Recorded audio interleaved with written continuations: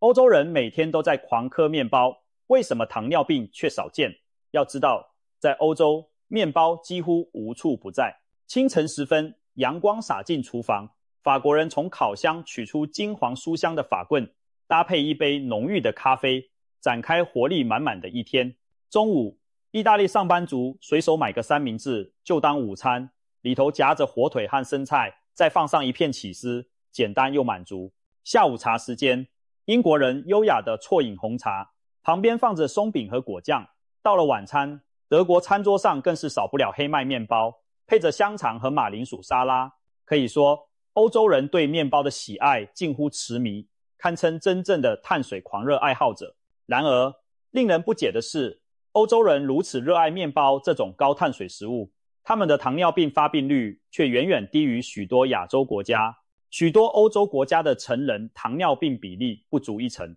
而在某些亚洲国家已经高达1%以上。同样是大量摄入淀粉，为什么亚洲人的血糖更容易失控？难道面包里藏着什么神秘秘方，让欧洲人吃再多也不怕糖上升？还是说问题出在我们的生活方式？今天就让我们深入探讨这背后的4大关键原因，彻底解开这个谜团。更棒的是，我们还整理了6种被称为血糖克星的食物，每天轮番吃一点，让血糖稳定不飙升。在开始分析之前，先澄清一个常见误区。很多人以为糖尿病就是吃糖太多导致的。事实上，糖尿病的根本原因在于胰岛素阻抗。简单说，就是身体对胰岛素这种降血糖的激素麻木了。正常情况下，胰岛素就像快递员，把血液中的葡萄糖运送到细胞里当燃料。一旦出现胰岛素阻抗，快递员出了问题，葡萄糖送不进细胞，在血液中越积越多，血糖居高不下，久而久之就引发糖尿病。所以，糖尿病的关键不只是吃了多少糖，更重要的是身体如何处理这些糖。欧洲人就算吃很多面包，但如果身体处理葡萄糖的能力保持良好，血糖照样稳定。第一个关键是面包种类大不同，并不是所有面包都一样。欧洲人日常吃的面包以全麦和黑麦面包为主，而且多采用天然酵母长时间发酵，做成所谓的酸种面包。这类传统面包升糖速度比较缓慢，可说是血糖的稳定器。我们来想象一下，当你咬下一口欧洲的全麦面包，富含麸皮和胚芽的麦香在嘴里散发，同时这些全麦面包里的膳食纤维就像肠道里的小卫士，减缓了淀粉的消化速度。葡萄糖释放得慢，血糖就像爬小山坡，一点一点往上升，不会突然飙高。再看看酸种发酵的面包，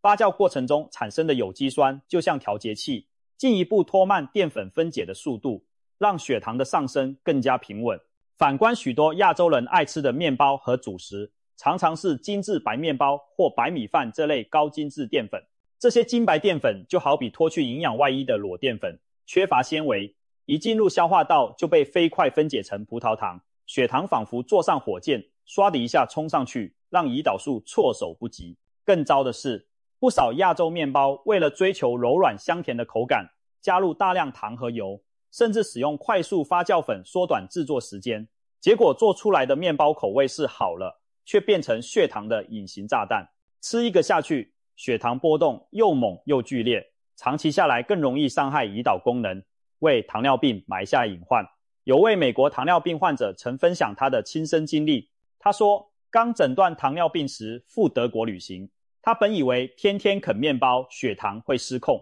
没想到在德国吃了不少传统面包后，血糖反而比在美国时更平稳。原因就在于德国面包多是全谷制成，几乎不加额外糖分，而旅途中他走路运动量也大增，两相结合下血糖自然稳定。这个故事再次印证，面包本身不可怕，可怕的是缺乏纤维的精致淀粉，加上缺少运动的生活方式。第二个关键是饮食搭配更均衡。欧洲人的餐桌上，面包从来不是孤军奋战，而是和各种营养丰富的食材搭配出现，可说是黄金组合。比如在法国的一家小餐馆，你可能看到这样的早餐组合：一片烤得酥脆的全麦面包上涂着绵密滑顺的酪梨泥，铺几片烟熏鲑鱼，再配一盘新鲜缤纷的沙拉。咬下一口，谷物的香气与酪梨的油脂交织，再配上鲑鱼提供的蛋白质以及蔬菜的纤维，层次丰富，令人满足。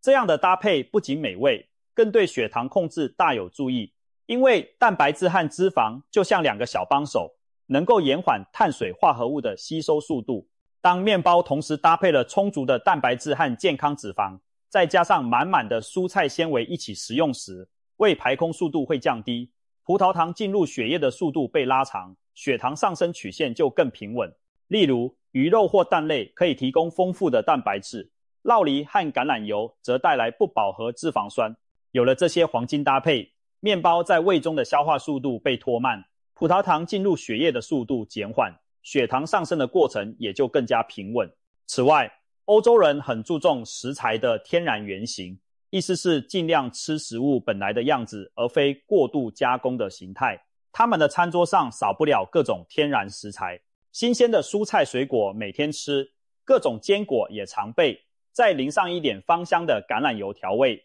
这些未经过度加工的食物富含维生素和矿物质，以及抗氧化成分与膳食纤维，不但营养全面，还有助于减少身体的慢性发炎反应。反之，许多亚洲地区的饮食结构就相对失衡。以某大城市的上班族为例，清晨赶时间，许多人只是随手在便利店买瓶甜牛奶，配上一个松软的甜面包，就匆匆开始一天。中午，他点了一份外卖快餐，一大盒白米饭，浇上糖醋里脊，旁边配些油腻的炒面，再喝一杯冰凉的珍珠奶茶。到了夜晚，下班后和朋友相约宵夜摊、烤串、油炸小吃，大快朵颐，再豪饮几杯啤酒。这样一天从早到晚，摄入了大量精致淀粉和糖分，蔬菜纤维却少得可怜，营养可谓极不均衡。这种又甜又油又满是淀粉的组合，就像在血液里举办派对，血糖直线飙升。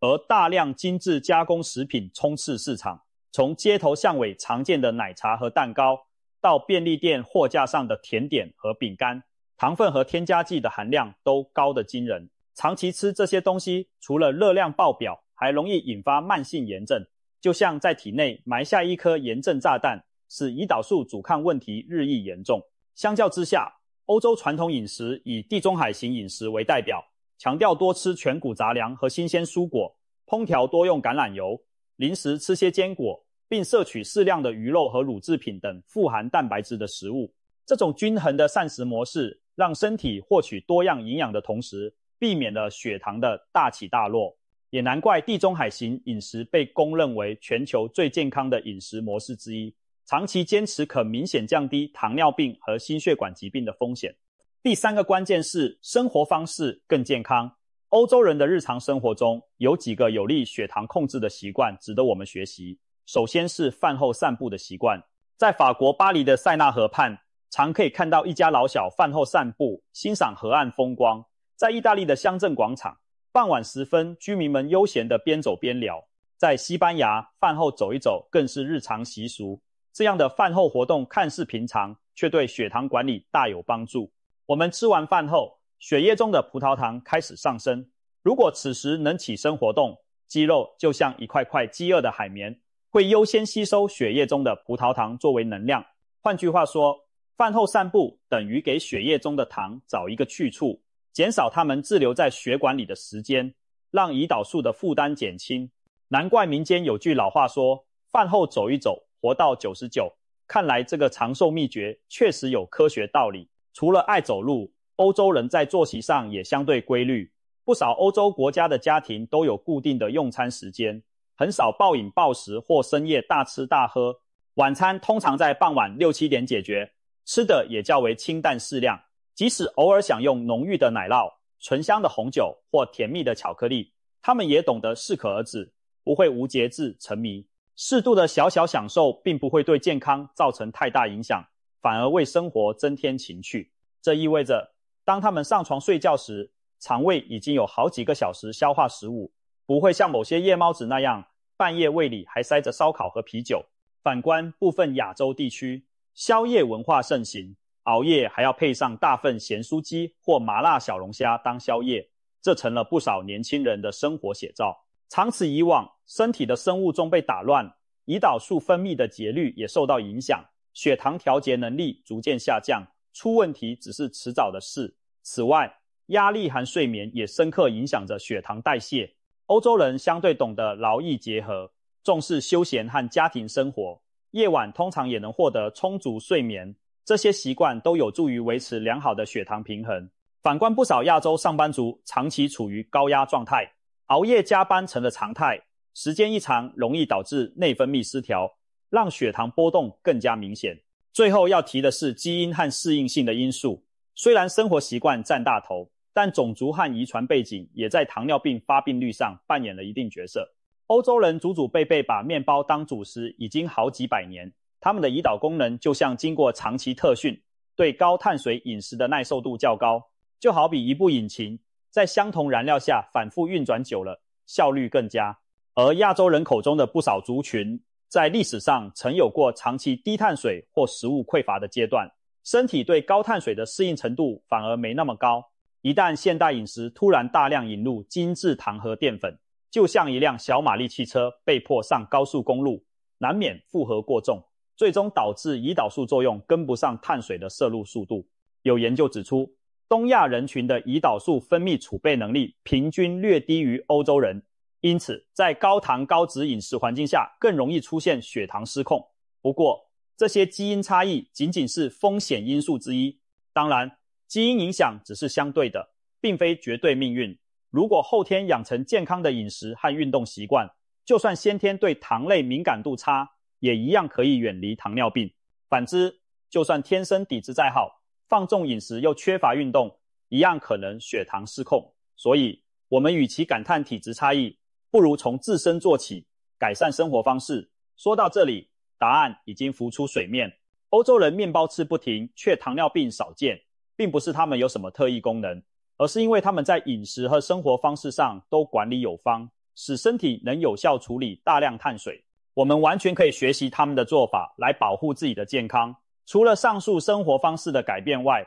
还有一些天然食物对稳定血糖特别有帮助，被称为血糖克星。接下来就介绍6种稳糖效果极佳的食物，建议大家在日常饮食中轮换加入，让血糖稳定如山。首先要介绍的是燕麦。燕麦是公认营养丰富又有助控糖的全谷物，里头富含大量膳食纤维，其中粘稠的可溶性纤维进入肠道后会形成凝胶状，延缓葡萄糖的吸收，就好像在肠道里加了一层过滤网，让糖分慢慢渗出，不会一下子全冲进血液。此外，燕麦还含有丰富的维生素和矿物质，营养价值极高。早餐来碗不加糖的燕麦粥，或者用燕麦片拌优格，都是不错的选择。此外，选购燕麦时要注意挑选无糖的原味燕麦，避免那些添加了糖和香精的调味即食燕麦，以免好心变坏事。除了燕麦之外，洋葱也是控制血糖的好帮手。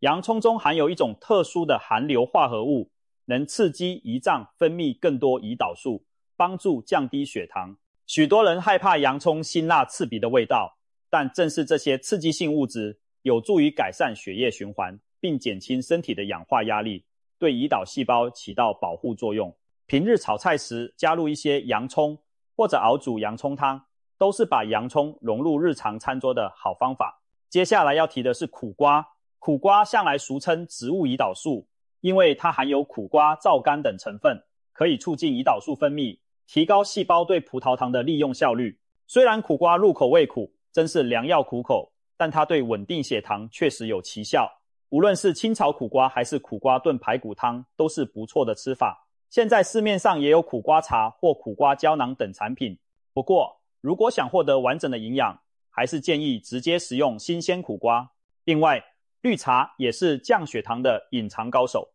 绿茶富含茶多酚，一种强力的抗氧化物质，能帮助降低血糖和胆固醇。喝绿茶时，茶多酚会提高细胞对胰岛素的敏感度，同时还有抗炎作用，可谓一举多得。饭后来一杯清香的绿茶，不仅解腻，还能小幅减缓餐后血糖上升。但要注意，喝茶最好不要空腹，以免刺激肠胃。还有一个不容忽视的稳糖利器是坚果，像杏仁和核桃等坚果富含膳食纤维和优质脂肪，也提供镁、极、铬等微量元素，有助于稳定血糖。适量吃坚果可以降低餐后血糖的升幅，因为脂肪和纤维会延缓食物消化，减缓葡萄糖释放速度。而坚果中的不饱和脂肪酸和多种抗氧化物质对心血管健康也很有益处。需要提醒的是，坚果热量不低，一天1小把就够了，大约1汤匙的量，千万别吃过多。另外，尽量选择原味未添加调味的坚果，避免糖炒或重咸的坚果，以免摄入过多糖和盐。最后要提的是魔芋这种食物。魔芋可能不像前面几种那么常见，但它是控制血糖的秘密武器。魔芋中富含蒲甘露聚糖，一种超强的可溶性膳食纤维。遇水后，魔芋纤维会膨胀成凝胶，让胃里的食物粘稠度增加，消化速度放慢。这意味着糖分将更加稳健地释放到血液中，避免血糖剧烈波动。魔芋本身热量极低，常被制成魔芋豆腐或魔芋面条，是减肥人士和糖尿病患者都适合的主食替代品。在日本料理中，魔芋也常被加工成蒟蒻面等食材，用来取代部分面条。正是利用它低热量、高纤维的特性，吃火锅时放点魔芋丝，或用魔芋面替代部分面条，既增加饱足感又稳定血糖。总而言之，欧洲人疯狂爱吃面包，却很少罹患糖尿病的秘密，就藏在以上这些细节里。他们选对了面包种类，讲究营养搭配，坚持健康的生活习惯，再加上些许遗传优势。而对我们来说，即使没有欧洲人的基因，只要愿意调整饮食和作息，同样可以把血糖稳定在健康范围。平常要少吃精制糖和淀粉，多选择全谷物和高纤维的天然食物，餐餐注意营养均衡，饭后动一动帮助消化，同时灵活运用一些稳糖食材，让血糖稳定不失控。例如早餐加碗燕麦粥，午餐菜里放点洋葱，下午茶喝杯清香的绿茶，晚餐烹调时加入苦瓜，零食吃一把坚果，甚至可以用魔芋来替代部分主食。如此搭配下来，相信血糖一定能乖乖听话。我们完全可以一边享受美食，一边守护健康，远离糖尿病不是梦。